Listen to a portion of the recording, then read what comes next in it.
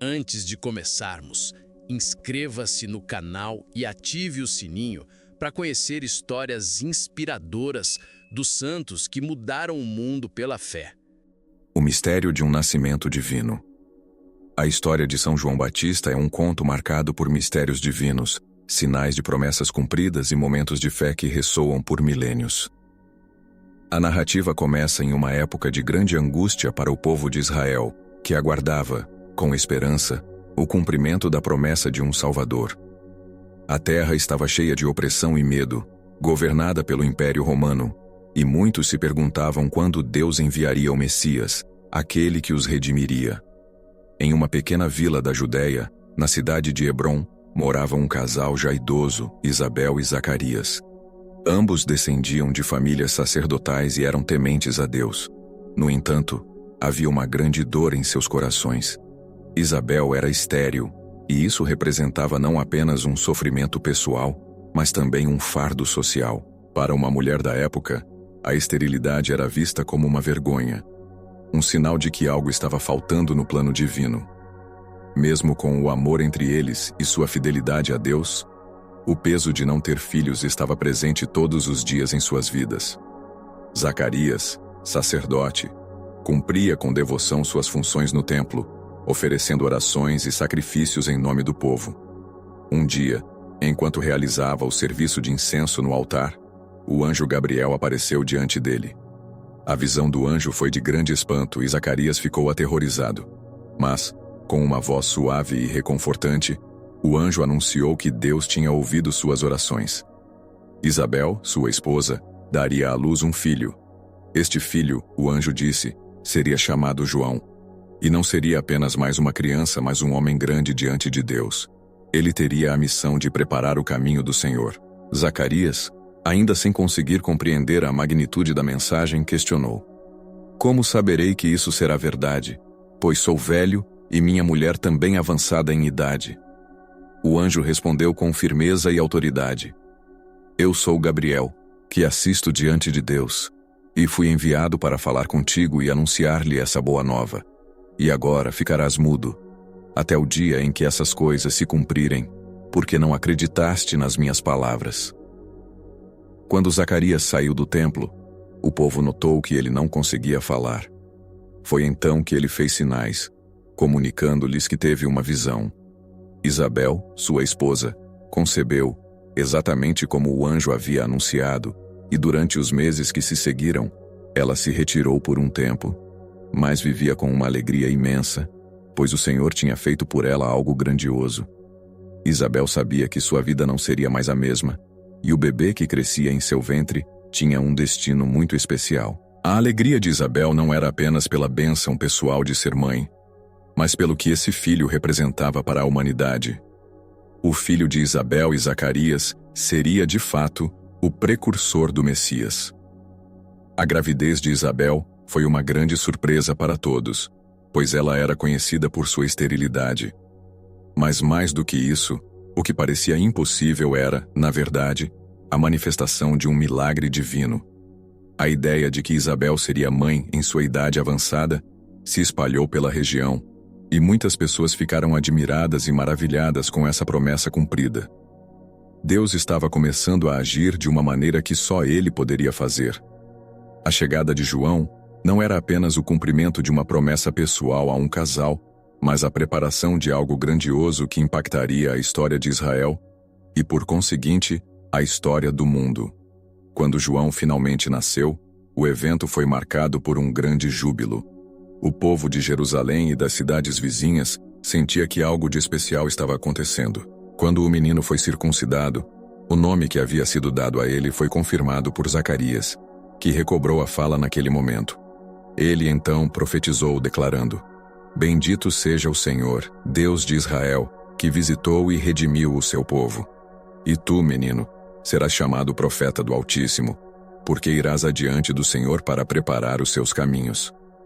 Era um momento de grande revelação, não apenas para os pais de João, mas para todos que estavam presentes. A luz do Messias começava a brilhar, e o papel de João se tornava claro. Ele não seria apenas um homem comum, mas aquele escolhido para preparar o caminho do Senhor. Ele seria o que anunciaria a chegada do Salvador, e sua vida seria uma constante preparação para o grande momento. Durante seus primeiros anos de vida, João cresceu em um ambiente de devoção e fé. Seus pais, Zacarias e Isabel, sabiam que ele tinha sido escolhido para uma missão divina. O cuidado com que o educaram e o amor que demonstraram foram fundamentais para o desenvolvimento de sua espiritualidade. Mas a história de João não seria marcada apenas pelos momentos tranquilos de sua infância. Ele se tornaria um homem que levaria a palavra de Deus de maneira radical, preparando o caminho para o Messias. A missão de João. Preparando o caminho. Quando João Batista atingiu a juventude, sua vida se afastou da quietude que experimentou nos primeiros anos. Ele foi chamado por Deus a um propósito maior, um destino divino que ele não poderia ignorar. O chamado era claro, e João se retirou para o deserto, longe das distrações e das pressões do mundo, em um ambiente de austeridade e devoção. O deserto, com sua aridez e solidão, tornava-se o lugar ideal para a sua preparação. Era ali, longe da vida cotidiana das cidades, que João encontraria a clareza espiritual para cumprir sua missão. Enquanto o mundo seguia em seu ritmo, João se afastava, mergulhando no silêncio, buscando orientação e força em Deus. Os anos no deserto não foram apenas de introspecção, mas de preparação intensa. João se alimentava de gafanhotos e mel silvestre, vestia-se com roupas simples de pele de camelo e vivia uma vida austera, um reflexo de sua missão.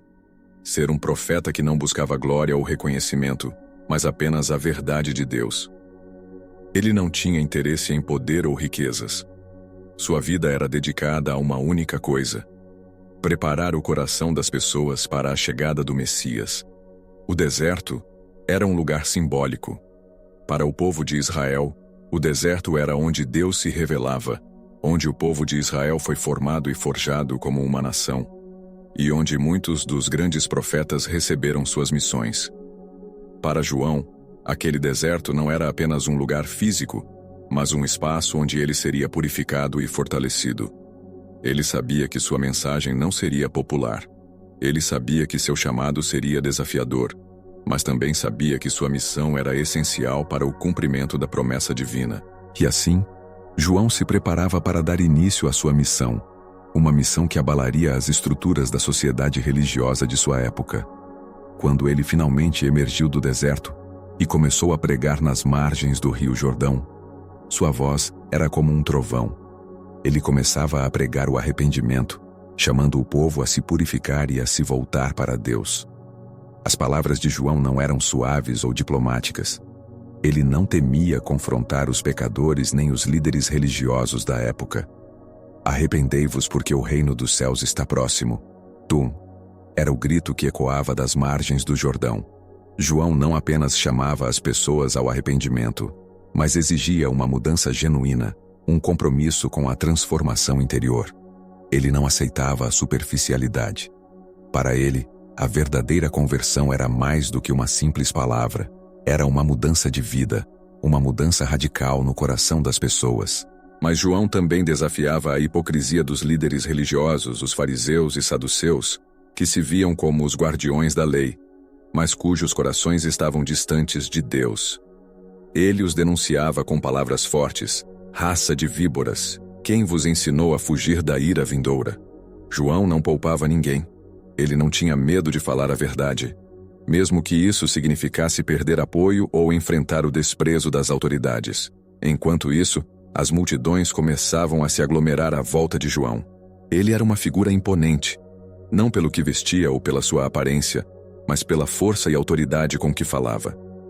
João não pregava para ser ouvido apenas por alguns. Ele pregava com a certeza de que o povo precisava ouvir a mensagem de arrependimento, pois o reino de Deus estava perto. À medida que o povo se aproximava, João oferecia o batismo como um símbolo de purificação. O batismo de João não era um simples ritual. Ele era um convite a um novo começo, uma nova vida. Os que vinham até ele reconheciam a urgência de suas palavras e se entregavam ao rito, simbolizando a lavagem de seus pecados. O Rio Jordão, que havia sido o cenário de tantos momentos históricos para o povo de Israel, agora se tornava o palco de uma revolução espiritual. No entanto, João sabia que sua missão não era a de ser o centro das atenções. Ele tinha plena consciência de que ele era apenas o precursor, aquele que prepararia o caminho para alguém maior. Ele anunciava com grande humildade que não era digno de desatar as correias das sandálias daquele que viria após ele. Eu vos batizo com água, mas aquele que vem depois de mim é mais poderoso do que eu. Eu não sou digno de desatar as correias de suas sandálias. Ele vos batizará com o Espírito Santo e com o fogo, proclamava ele. Esse anúncio não era apenas uma declaração de humildade, mas um reconhecimento da grandeza daquele que estava por vir. João sabia que sua missão era apenas preparatória. Ele vinha para abrir os corações do povo, para fazer o terreno fértil para o Messias, aquele que traria a verdadeira redenção. Ele não buscava fama nem adulação. Ele apenas desejava cumprir o papel de anunciar a vinda de Jesus. As palavras de João estavam carregadas de autoridade e verdade, e isso atraía multidões. Pessoas de todos os lugares vinham para ouvir sua mensagem. Elas reconheciam em João uma voz que falava com coragem, sem medo de criticar as estruturas religiosas e sociais da época. O batismo de João era mais do que uma simples purificação externa. Ele era um símbolo de mudança interior. Era a preparação do coração humano para receber o Messias. Quando as multidões perguntavam a João o que deveriam fazer para mudar suas vidas, ele respondia de forma prática e direta: quem tem 2 túnicas, reparta com quem não tem, e quem tem comida, faça o mesmo. Ele não pregava uma fé vazia, mas uma fé que se traduzia em ações concretas, em justiça, em misericórdia para com o próximo. João sabia que, sem essas atitudes, o arrependimento seria apenas palavras vazias. João não se preocupava com o que pensavam dele. Sua missão era clara, e ele a cumpriria com fé inabalável. Mas ele sabia que, ao desafiar as autoridades religiosas e políticas da época, ele também estava se colocando em risco. Sua mensagem não era apenas um chamado à conversão espiritual, mas um desafio às estruturas de poder que governavam o povo de Israel. Ele estava de fato incendiando corações, preparando o povo para algo grandioso, mas, ao mesmo tempo, estava também incitando o ódio daqueles que se sentiam ameaçados. O encontro com Jesus, o batismo do Senhor. O Rio Jordão, que havia sido o cenário de tantas histórias de redenção e libertação para o povo de Israel, agora seria palco de um dos momentos mais grandiosos da história. Foi ali, nas margens do rio, que o destino de João Batista e de toda a humanidade se entrelaçaram de maneira inusitada e profunda. O homem que João havia anunciado, aquele que viria depois dele, estava agora diante dele. Jesus, vindo de Nazaré, chegou até o rio para ser batizado por João. O momento que se desenhava era de uma grande carga emocional para ambos, mas, para João, foi um momento de revelação ainda mais profundo do que ele jamais poderia imaginar. João, ao ver Jesus se aproximando, soube imediatamente quem ele era. Ele não precisava de mais explicações nem de palavras. O Espírito de Deus já havia lhe revelado a verdade. Aquele homem diante dele não era apenas mais um entre as multidões que buscavam o batismo de arrependimento. Ele era o Cordeiro de Deus, o Messias, aquele que João havia preparado o caminho, aquele que ele havia apontado com tanta fervor. Quando João viu Jesus se aproximando, algo em seu coração se acelerou. Ele, que sempre fora tão destemido em suas palavras, se sentiu pequeno diante da grandeza daquele momento. Ao invés de seguir com o ritual do batismo, João, tocado pela humildade e pela pureza de Jesus, disse com sincero espanto: Eu é que preciso ser batizado por ti, e tu vens a mim? João estava plenamente ciente de sua própria indignidade. Ele sabia que não era digno de realizar aquele rito, pois, ao contrário do que ele próprio pregava, ele não poderia purificar o Filho de Deus, mas sim ser purificado por ele. A humildade de João era evidente. Ele sabia que não havia nada em sua vida que o tornasse superior a Jesus. No entanto, Jesus, com sua calma divina, respondeu: Deixe assim por agora, porque assim nos convém cumprir toda a justiça. Essas palavras de Jesus calaram profundamente o coração de João. Ele sabia que ali estava sendo cumprido um desígnio divino.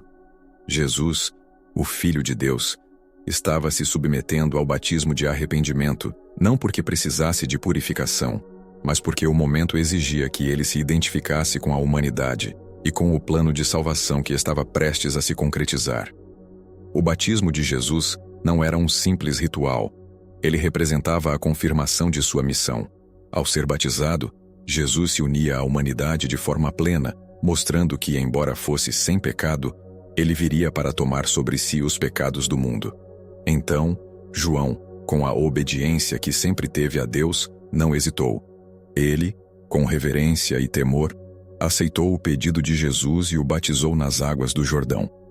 Quando Jesus emergiu das águas, algo extraordinário aconteceu.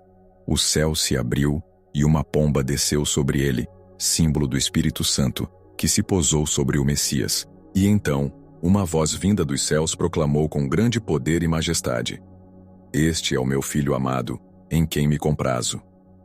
Esse momento de revelação não foi apenas uma confirmação para João, mas para todos os presentes e para toda a humanidade. O batismo de Jesus não apenas confirmou sua identidade divina, mas também selou o início da sua missão pública. Era como se o céu, que antes parecia distante e silente, agora se manifestasse em toda sua glória. O Espírito Santo desceu sobre Jesus, e o Pai, em sua voz poderosa, declarou a plenitude do amor divino. João, embora tendo sido o escolhido para batizar Jesus, soube imediatamente que sua missão estava se cumprindo. Ele não tinha mais nada a fazer, além de se afastar. O caminho estava pronto, o terreno estava preparado, e o Messias, aquele que ele havia anunciado, estava agora pronto para iniciar sua própria jornada de redenção. João sabia que havia cumprido sua parte, e sua vida agora se tornava, mais do que nunca, um testemunho da grandeza de Deus. Este evento não foi apenas um batismo, foi um marco na história da salvação, uma manifestação clara da Trindade divina. O Pai, que falava do céu, o Filho que era batizado, e o Espírito Santo, que descia como uma pomba, todos se uniram nesse momento para ratificar o começo da missão de Jesus. João, testemunha desse momento sublime, certamente percebeu que seu papel estava chegando ao fim, e o tempo de Jesus estava prestes a começar. A humildade de João diante de Jesus, sua obediência ao plano divino e sua compreensão de que ele não era o fim, mas apenas o começo, refletiam sua profunda fé e sua preparação para o grande papel que Deus lhe confiara. Ele havia se tornado o precursor do Salvador, não por suas próprias forças, mas pela graça divina. E agora, após batizar Jesus, ele sabia que sua missão estava cumprida. Não seria mais ele quem prepararia o caminho, mas o próprio Jesus que iniciaria sua jornada para cumprir a promessa de redenção. Este encontro, este batismo, não só marcou o início do ministério de Jesus, mas também foi uma confirmação do amor eterno de Deus pelo seu Filho e pelo mundo. Para João, era o reconhecimento de que, embora sua missão fosse grandiosa, ela era apenas um capítulo na história mais profunda de salvação que estava prestes a ser escrita. A pregação de João, a coragem diante dos desafios. Após o batismo de Jesus, João sabia que sua missão estava cumprida em muitos aspectos, mas ele também sabia que sua tarefa como precursor não havia terminado. A mensagem que ele havia começado a proclamar ainda precisava ser ouvida. Ele continuou a pregar nas margens do Rio Jordão, mas sua missão não era apenas para a multidão de simples camponeses ou pescadores. Sua palavra se dirigia àqueles que haviam se afastado de Deus, aos poderosos, aos fariseus e saduceus que, apesar de sua posição religiosa, estavam longe da verdadeira justiça de Deus. João Batista não temia ser impopular, nem se intimidava diante das autoridades, e isso se refletia em sua maneira corajosa e intransigente de pregar. João, imerso em sua missão, começava a chamar as pessoas para um tipo de transformação radical. Não se tratava apenas de palavras vazias ou rituais que pudessem aliviar as consciências. O arrependimento, segundo João, exigia uma mudança profunda de vida. Ele pregava que diante da proximidade do reino de Deus, Todos deveriam ser purificados de seus pecados, e isso envolvia mais do que arrependimento de palavras. Era um chamado para que as ações de cada um refletissem uma verdadeira conversão. Produzir frutos dignos de arrependimento, dizia ele, com um olhar firme e decidido, desafiando o povo a não se enganar com falsas aparências. Para João, a verdadeira transformação vinha da prática, do compromisso diário com a justiça e com a santidade. Ele não aceitava que as pessoas pensassem que poderiam se salvar apenas com palavras ou promessas vazias. O batismo que ele oferecia era um símbolo da purificação interna e não uma mera formalidade. Quando as multidões começaram a se aglomerar em torno de João, ele se tornou uma figura central e influente na Judéia. Homens e mulheres vinham de todas as partes, das cidades e vilarejos para ouvir suas palavras e serem batizados nas águas do Jordão. Alguns vinham sinceramente buscando uma transformação de vida. Outros, no entanto, apenas para satisfazer uma necessidade momentânea, como algo que precisava ser feito. Mas João sabia disso e não se deixava enganar. Ele os confrontava com firmeza. Quando viu muitos fariseus e saduceus vindo para o batismo, ele não os recebeu com palavras suaves. Raça de víboras, quem vos ensinou a fugir da ira vindoura? Swing ele exclamou, desafiando-os diretamente. Ele não tinha medo de enfrentar os líderes religiosos e sociais, aqueles que se achavam superiores e que viviam uma vida de aparências longe da verdadeira santidade. João sabia que a verdadeira mudança deveria começar de dentro para fora, e ele questionava os que vinham até ele. Quem tem 2 túnicas, reparta com quem não tem, e quem tem comida, faça o mesmo. Ele exigia uma mudança profunda, não só no coração, mas nas atitudes cotidianas das pessoas. Ele estava preparando o terreno para aquele que, em breve, também desafiaria a hipocrisia e a falsa religiosidade dos poderosos de sua época. À medida que suas palavras se espalhavam, a popularidade de João crescia. Ele não era um pregador comum. Sua mensagem era direta, sem rodeios e cheia de coragem.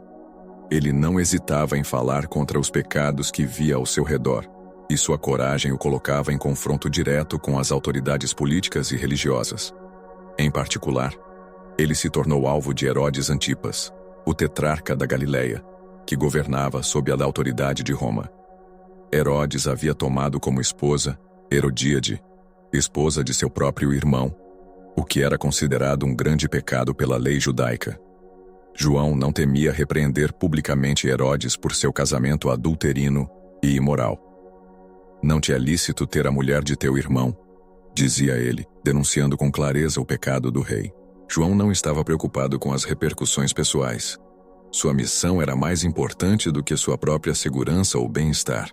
Ele acreditava que a verdade de Deus precisava ser proclamada, mesmo que isso lhe custasse caro. Essa coragem em denunciar o pecado das autoridades trouxe sérias consequências para João.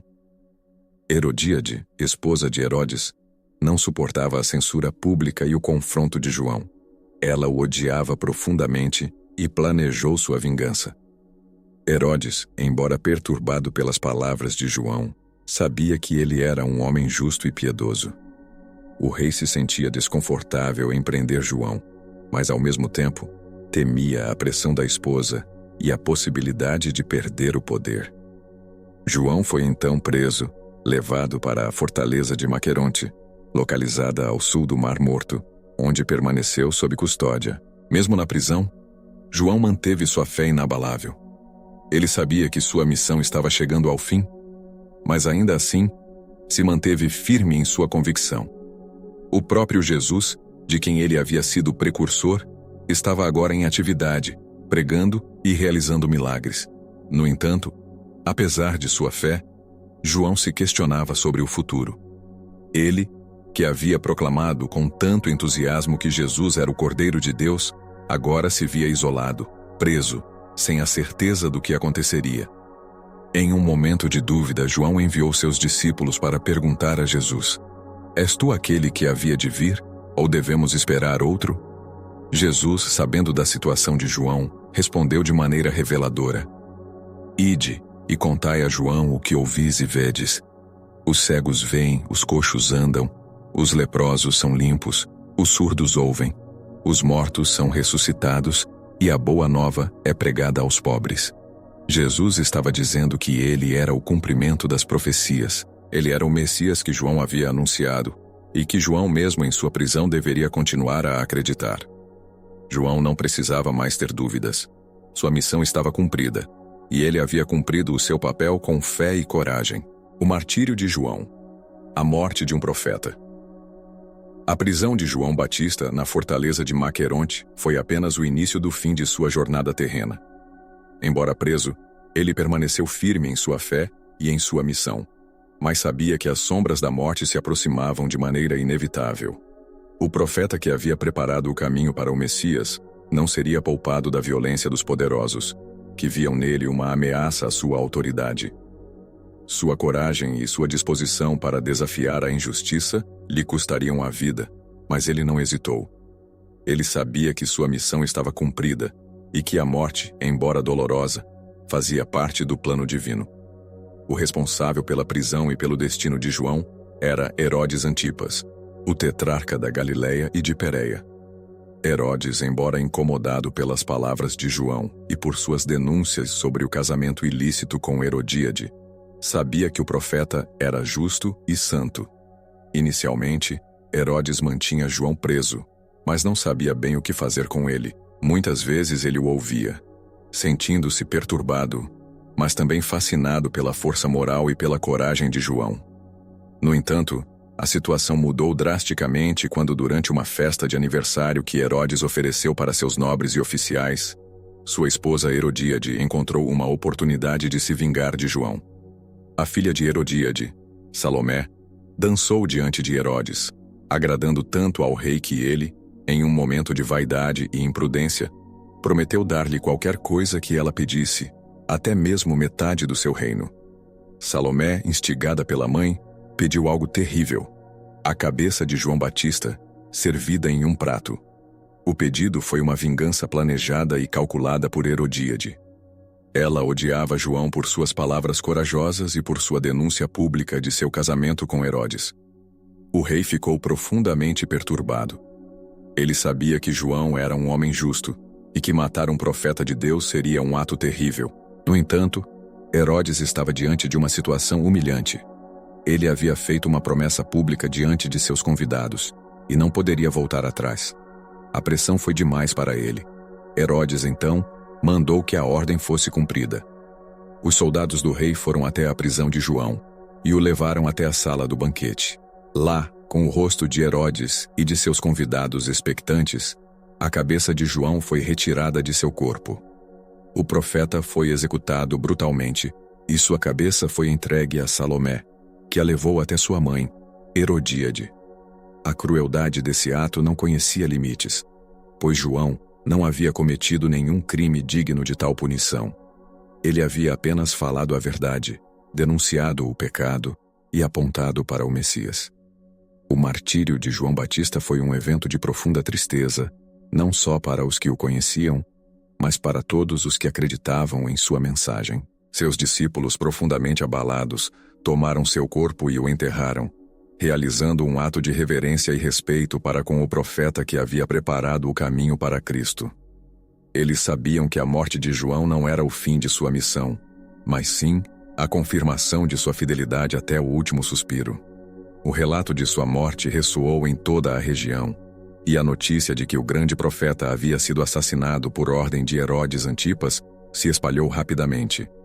A morte de João Batista foi um martírio sem sentido para muitos, um sacrifício que, para os que o amavam, parecia trágico e injusto. Mas para João, que sempre se dedicou a fazer a vontade de Deus, sua morte não foi um fim, mas o cumprimento de sua missão, que exigia coragem diante da adversidade e fidelidade à verdade, mesmo que isso custasse a vida. Herodes, que temia João e o considerava um homem de Deus, ficou inquieto com sua morte. A Bíblia relata que, mais tarde, quando Herodes ouviu falar de Jesus e de seus milagres, pensou que João havia ressuscitado dos mortos. A consciência de Herodes o atormentava, e ele temia que sua própria culpa na morte do profeta fosse cobrada de alguma forma. Mesmo aqueles que estavam longe de João que o haviam ignorado ou desprezado, não podiam negar que sua morte tinha deixado um vazio, uma marca de injustiça, que não seria facilmente apagada. Enquanto isso, os seguidores de João continuaram a espalhar sua mensagem. O legado de João não estava nas palavras que ele dizia, mas na integridade e coragem com que viveu e morreu. Ele foi o último dos grandes profetas do Antigo Testamento, mas também o primeiro a apontar para o Messias que iria trazer a verdadeira salvação. Sua morte não foi um fim, mas o fechamento de um ciclo de preparação para o advento de Jesus Cristo. O legado de João Batista e a história. Embora João tenha sido morto de maneira cruel e injusta, ele cumpriu a missão para a qual foi chamado.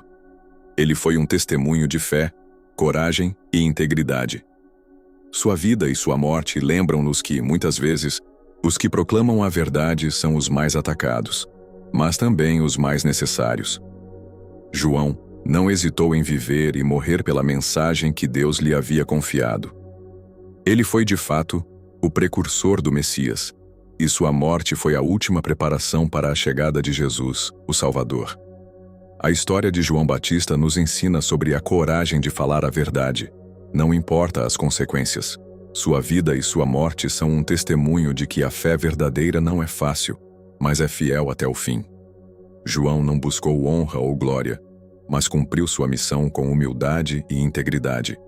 E no final, sua fé o levou a ser um mártir, mas também a ser lembrado como um dos maiores profetas da história, aquele que preparou o caminho para Jesus.